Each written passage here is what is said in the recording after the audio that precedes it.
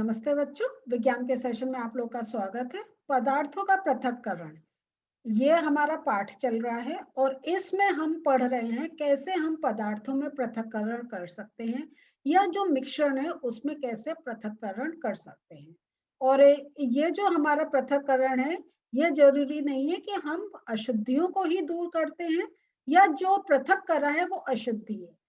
हमारे दो ऐसे भी अवयव हो सकते हैं कि जिनका हम पृथक्करण कर रहे हैं, वो उनका अपना अपना एक उपयोग हो सकता हो। थोड़े से अब मैं उदाहरण आपको पहले भी बताए थे, फिर से रिवाइज कर रही हूँ।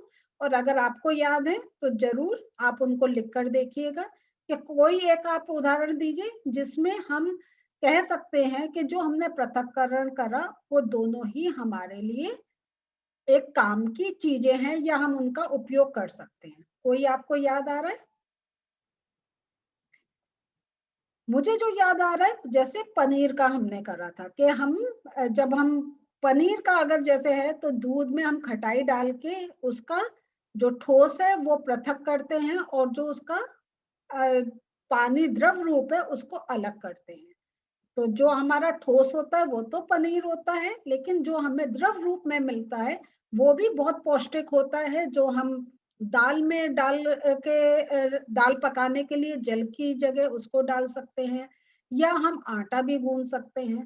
तो ऐसे बहुत से और उदाहरण हैं हमारे सामने कि जब हम दो चीजें पृथक कर रहे हैं उनका अपना अपना एक उपयोग हो सकता है। जैसे हमने देखा था धान को जब हम अलग कर रहे हैं सूखी डंडियों से, तो जो सूखी हमें डंडियां बाद में मिल रही हैं, धान हमारा अलग हो गया, वो हमारे खाद्य उपयोग में आ रहा है, लेकिन जो सूखा है वो पशुओं के चारा के रूप में भी यूज हो सकता है। तो इस प्रकार बहुत से उदाहरण है, थोड़े आप भी सोचिए और नोट करिए। तो बच्चों, अब तक जो हम लोगों ने पृथक्करण की विधियां पढ़ ली हैं उसमें हमने हस्तचयन, थ्रेशिंग, निष्पावन, चालन, अवसादन, निस्तारण तथा निस्यंदन, इनके बारे में हमने पढ़ लिया है। और इससे पहले वाले सेशन में हमने अवसादन, निस्तारण तथा निस्यंदन देख के बारे में पढ़ा था कि कब जो जब अशुद्धियां होती हैं उनको हम थोड़ी देर के लिए किसी पानी में रखते हैं, जल में रखते हैं। फिर जो भारी कण होते हैं वो नीचे बैठ जाते हैं, जो हल्के कण होते हैं वो पानी में रहते हैं। कैसे निस्तारण द्वारा हम जो उन जो नीचे बैठा हुआ है और जो ऊपर द्रव रूप है उसको अलग कर सकते हैं। और निस्यंदन या फिल्ट्रेशन के द्वारा हम और ज्यादा एक जो द्रव और जो एक ठोस कण है उनको अलग कर पाते हैं।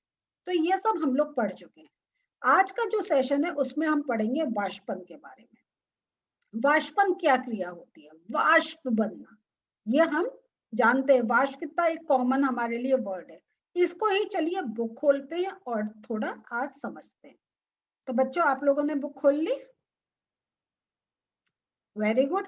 तो चलिए वाष्पन के बारे में हम समझते हैं। तो वाष्पन में क्या, चलिए एक क्रिया करते हैं और उसको क्रिया के हेल्प से समझते हैं। आप एक बीकर लीजिए और उसमें गर्म करिए, ठीक है।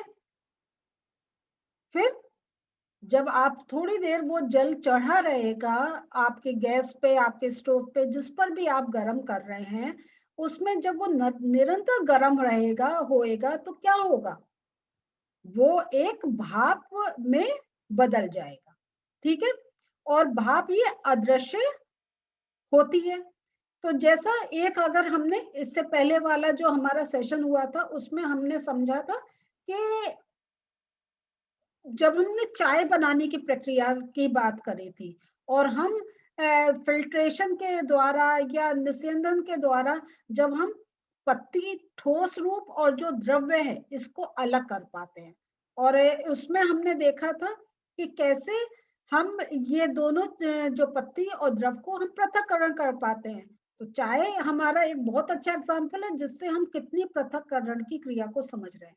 तो ऐसी अगर जैसे हम चाय का पानी जब चढ़ाते, जब पानी जल चढ़ाते हैं और हमें चाय बनानी होती है, तो हम क्या देखते हैं कि जब उसमें बुलबुले होते हैं फिर हम ऊपर से देखते हैं कुछ भाप सी निकल रही है। तो ये जो भाप निकल रही है ये हमें जो हमारा बर्तन है उसके ऊपर तो दिखाई देती है, लेकिन जब थोड़ा और ऊपर देखते हैं वो हमें नहीं दिखाई देती है। किस कारण? बिल्कुल ठीक सोच रहे हैं, क्योंकि वो अदृश्य है। ठीक है, इसलिए वो हमें दिखाई नहीं देती है। अब हम दूसरी एक और क्रिया करते हैं। हम दूसरा बीकर एक लेकर उसमें जल में हम 2 चम्मच नमक डाल देते, और नमक डाल के आप हिलाइए और देखिए कुछ फर्क लगेगा आपको रंग में। थोड़ा ज्यादा नमक होगा तो थोड़ा सा हमें लगता है, लेकिन वैसे हमें पता नहीं चलता है कि इसमें नमक है। अब इस जल को आप फिर से आप गैस पर चढ़ाएं और पानी उबलने दे और उसको भाप में परिवर्तित होने दे। ये जब होता रहेगा काफी देर के बाद हमें क्या होगा, जब सारा जो जल है वो आपका भाप बन के उड़ जाएगा, नीचे क्या बचेगा? बिल्कुल ठीक कह रहे हैं, नीचे मिलेगा नमक हमें। ठीक है, तो इस प्रकार क्या होता है कि जो जल होता है, जो जल होता है वो एक जब हम उसको एक गर्मी देते हैं, उसका टेम्परेचर जब हम एक हाई रखते हैं, तो जल हमें वो वाष्प में परिवर्तित हो जाता है, और इस पूरी प्रक्रिया को हम कहते हैं वाष्पन। ठीक है, और जहां पर आपका जल होगा वहां पर ये जो वाष्पन की क्रिया है ये निरंतर होती रहती है, ये निरंतर होती है। इस कारण हमारे जो ये हैं कपड़े हैं वो हम धोते हैं, गीले होते हैं, लेकिन थोड़े समय बाद उसमें से जब जो जल होता है वो वाष्प बन के उड़ जाता है, क्योंकि हमें जो सूर्य की गर्मी के कारण उसे जो गर्मी मिलती है और वो जल वाष्प में बदल जाता है, और हमारे कपड़ों में से जब जल निकल गया वो हमें सूखे मिलते हैं।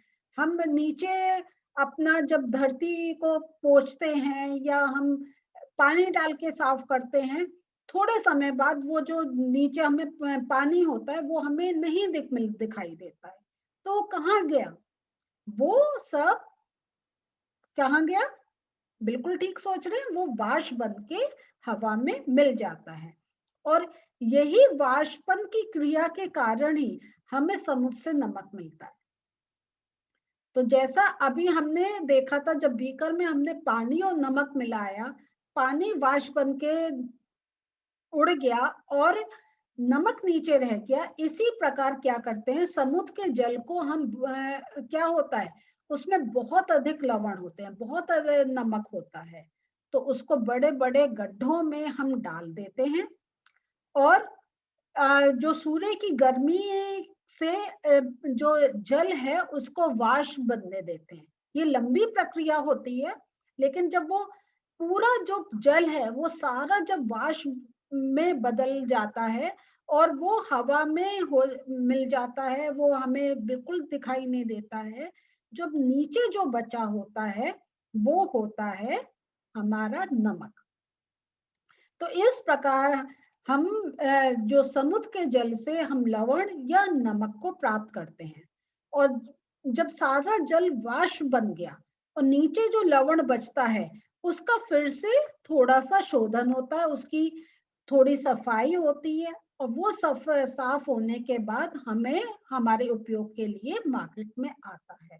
तो हम ये देख रहे हैं वाष्पन की क्रिया के कारण हमारी कितनी कहें रोजमर्रा का हमारा एक कितने कार्य हो रहे हैं। हमारे कपड़े सूख रहे हैं, हमारे धरती पे जो जल साफ करने के लिए हम डाल रहे हैं वो वाष्प बन के उड़ रहा है। अगर वाष्पन की क्रिया नहीं होती तो हमें नमक कैसे प्राप्त होता? नमक प्राप्त करने का ये बहुत बड़ा एक वाष्पन क्रिया, बहुत बड़ा एक हमारे पास क्रिया, एक नेचर, एक क्रिया है।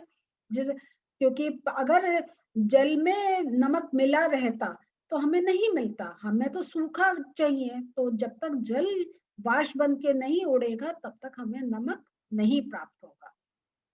तो हम देख रहे हैं कि जो वाष्पन की क्रिया है ये बहुत एक, सारी क्रियाएं अच्छी हैं, उसमें एक वाष्पन की क्रिया भी होती है। ये देखिए यहाँ पर, ये आपको फोटो में दिखाया रखा है चित्र में, कि यह समुद्र का पानी, यहाँ देखिए ये जो गड्ढे हैं इनमें डाल दिया जाता है और जो जल होता है वो आपका वाष्पित होता है और यहाँ पे आपका नमक प्राप्त होता है। तो और यहाँ जो नमक प्राप्त होता है इसको बाहर निकालते रहते हैं, फिर फैक्ट्री में उसको शुद्धिकरण के लिए भेजते हैं। तो चलिए अब मैं इसका वाष्पन की क्रिया का आपको परिभाषा दिखाती हूँ। तो बच्चों वाष्पन की क्रिया के आप इस परिभाषा ऐसे लिख सकते हैं, जल को उसके वाष्प में परिवर्तन करने की प्रक्रिया को वाष्पन कहते हैं।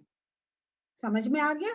और ये कई जगह मैं आपको इसलिए चित्र भी दिखा रही हूँ कि आपका अगर ये एग्जाम में पूछा जाए या आपको कहीं लिखकर बताना हो तो आप इस प्रकार से अपना दिखा सकते हैं कि ऐसे, और ये भाप बनते हुए आप ऐसे, और यहाँ पे चाहें तो एक एरो डाल के आप भाप लिख सकते हैं। तो आप याद रखिए कि जब विज्ञान में हम जहां जहां पॉसिबल है, अगर हम चित्र बना के अपनी बात को समझाएं तो वो हमारे लिए बहुत अच्छा होता है और टीचर उससे बहुत एक प्रसन्न होती है और टीचर को भी समझ में आता है कि आपको ये जो टॉपिक है इसका पूरी अच्छी तरीके से नॉलेज है।